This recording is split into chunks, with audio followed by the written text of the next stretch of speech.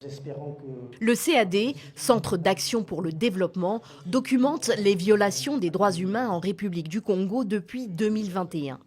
Et dans son rapport annuel de plus de 200 pages, l'ONG évoque pour 2024 un recul inouï des droits civils et politiques dans le pays. Les conclusions sont terribles, mais cette fois-ci, le pays a passé un cap supplémentaire. Pourquoi nous le disons? Parce que nous avons documenté en cette année 2024 8216 violations des droits humains. Alors qu'en 2023, nous étions à 2092. C'est une augmentation très importante et cela nous inquiète. Une augmentation de près de 400% par rapport à l'année dernière. Les chiffres proviennent d'études de terrain dans 17 localités congolaises seulement. Selon le CAD, les arrestations arbitraires ont augmenté de 711% entre 2023 et 2024. Les détentions arbitraires de 670%.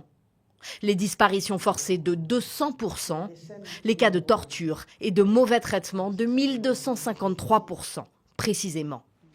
Espoir Nungu est décédé des suites de coups et blessures volontaires, selon le rapport d'autopsie. Cet étudiant de 27 ans vivait ici avec sa famille à Djiri, dans le 9e arrondissement de Brazzaville. Le 21 octobre, il est arrêté par la police. Sa mère fait le tour de la ville pour finalement récupérer le corps de son fils mort. Je l'ai cherché dans plusieurs commissariats sans le trouver. Au bout du 11e jour, on m'a appelé pour me dire qu'il avait fait une crise au commissariat de Kibeliba et que je devais venir le chercher. Quand je suis arrivée là-bas, on m'a dit qu'il était aux urgences. Et là, on m'a dit que mon enfant était décédé depuis longtemps et qu'il avait été déposé à la morgue. C'est à l'hôpital qu'on m'a informé qu'il était arrivé ici, déjà mort. La famille a porté plainte contre un policier. Car dans ce cas, comme dans beaucoup d'autres, selon le CAD, les forces de l'ordre sont pointées du doigt.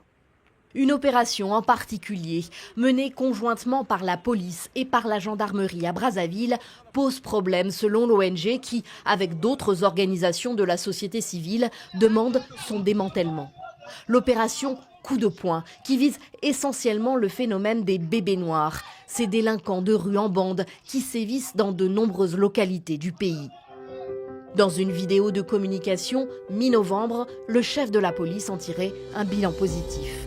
Les résultats encourageants, les résultats positifs nous poussent premièrement à vouloir pérenniser cette opération.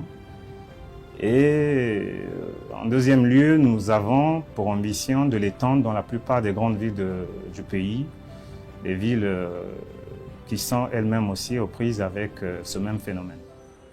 Sollicitée pour réagir aux conclusions du rapport du CAD, la police congolaise a expliqué qu'elle n'avait pas de porte-parole habilité, le poste étant pour l'instant vacant.